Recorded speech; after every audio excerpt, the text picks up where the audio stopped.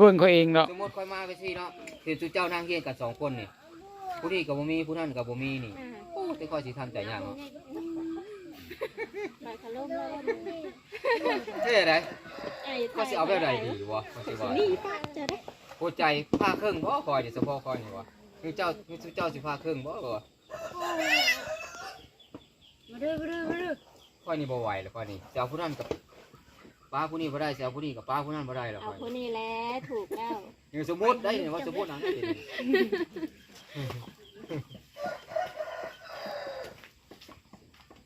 ที่ลึกกว่านี้เจ้าเนาะฮะไม่อย่าง ยันแท้ ผู้สาวจะว่า เจ้าหนะ ที่เราอย่างผู้สาวนะแนวมันสีใดเอาผู้สาวในใดกันแนวแล้วผู้สาวนั่นแล้ว แกหน่อยมุกเราไปหันข้างใส่โย เปลี่ยนใจไว้ที่ไหน นี่ ด้ บ่ วย เราหันข้างใส่คอยโยเราคือสิบ่พอใจหั กำ น ลัง ข้างคื เขิ อน เนาะ หันข้างคือปิ้งปลาเราเขาบริหารหน้าคือหัน ไม่อายสามีนะ บ้านน้อย อันนี้เราเว้าตามหลังพังเฮาเว้าอันนี้ชาวทองเราบอกคอยยากปานใดเนาะเนาะ คอยมาก อืม ๆเดี๋ยวคือลาวนี่คือกันนี่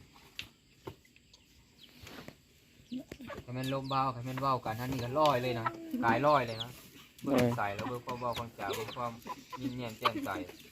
นี่บ่เบิ่งบ่ต้องเบิ่งยาก มาคบกันทั้งพี่ทั้งน้องเลยพี่น้องทั้งพ่อทั้งแม่เนาะ ที่ คุณ เจ้ามีก่อนนั่นแหละก็ใช่แล้วเอาไป ลูกพันดานเลยครับ ผู้ พี่น้อง สาวนะจะเป็นผู้สาวอยู่ไงหลังได้เนี่ย หัวกันดิ้นกัน ก็ยักไปกันไหม เรื่อยๆพี่น้องเลย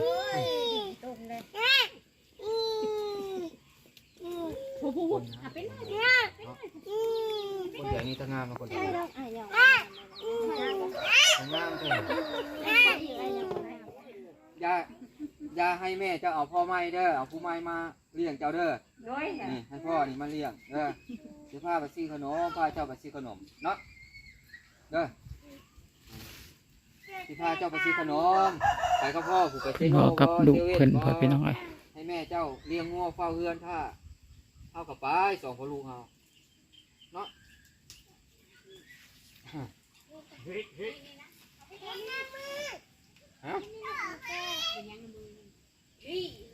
พิ่นกำลังสั่งลากันอยู่พ่อแม่พี่น้องเลย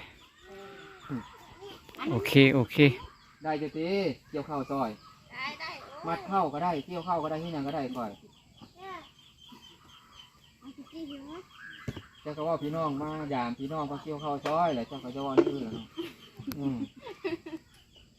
เป็น มาถือคนนี้กับพี่น้องคือเก่าได้นี่กับพี่น้อง โทรแล้วสองเทื่อเลยคนจะโทรมาตอนนี้นะเพิ่นว่ายักไปซื้อกาแฟเพิ่นว่าอะไรตรงมันยักซื้อกาแฟโทรบ่ติดขาดกาแฟบ่ได้เลยก็เลยว่าเอ้าให้บ่จันคือให้ว่าฝากสิ้นเดือนก่อนว่าเพิ่นว่ากินกาแฟเน็ตนะกาแฟอันไทยพอแล้วนี่พอกินกาแฟนั่นเด้ก็ว่ากาแฟดาวเด้กาแฟลาวเพิ่นว่าขม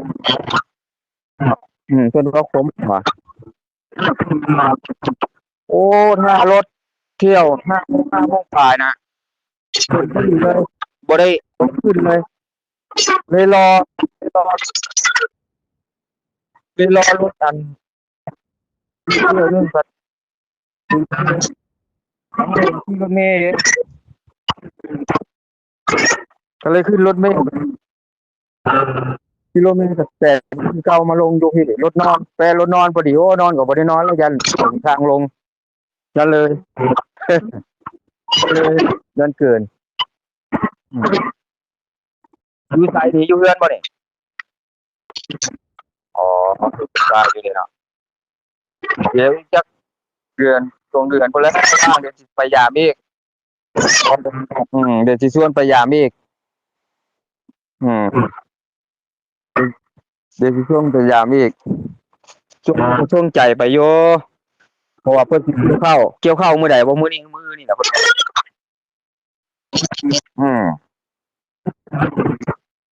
บ่ได้ไปแล้วช่วงใจไปเฮ็ดเวียกทางพี่ท่านี่หาเงินอยู่ทางพี่ท่าว่ะ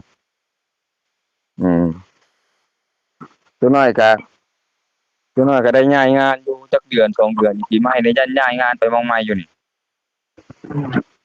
ว่าสิไปเฮ็ดเลี้ยงหมูเลี้ยงหยังอยู่พี่น้องเราเพิ่นใช้เลี้ยงหยังแน่ก็สิชวนสาวทองมาอยู่นำอยู่นี่ก็สิร่วมกันกับพี่น้องพี่หยังแล้วก็โยหาแนวไปจำไว้ก่อนไปขอไว้ก่อนแล้วเนาะบ่จัดเนาะอืมขอไว้มั่นไว้เก่ามาเลยก็ได้เต้เอามาอยู่นำก่อน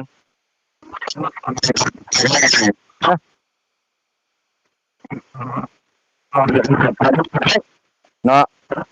ได้หั่นขอแล้วมั่นแล้วบ่มือแต่งสวยกะว่าสิแต่งได้อยู่แล้วกะสิอันนั้นได้อยู่แล้วอืมแล้วยังว่าค่าดอกน้องเรายังบ่แพงประมาณ2 ล้านโอ้คือถึกน้องสาวที่ดอกไปบ่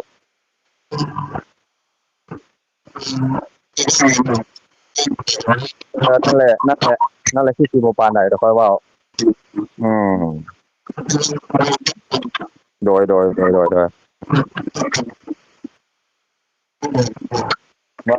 คนกันคนฮักกันนั่นใดก็ว่าได้เนาะฮะฮักลาวแท้ได100%แท้ขาย100พุ่นน่ะต่อไปถ้าเราก็กาย100พุ่นแหละว่า